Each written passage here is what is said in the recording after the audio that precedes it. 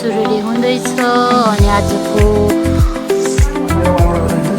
आलुदम रोज टमाटर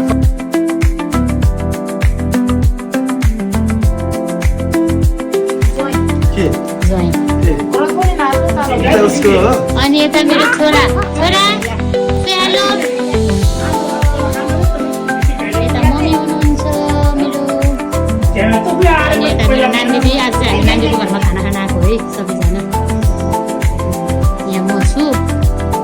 म चाहिँ खाना सुरु गरेको भोक लागेको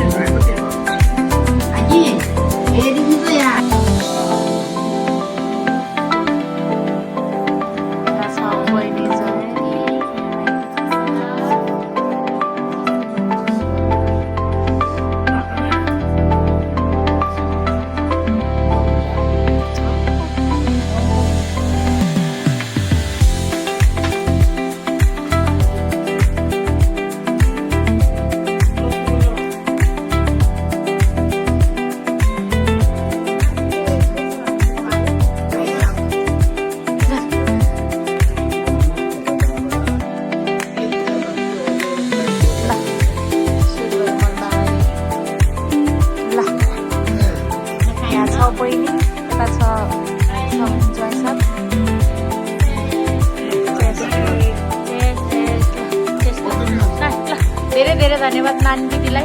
मिठो खाना बोलाउनु भयो। कस्तो खाजा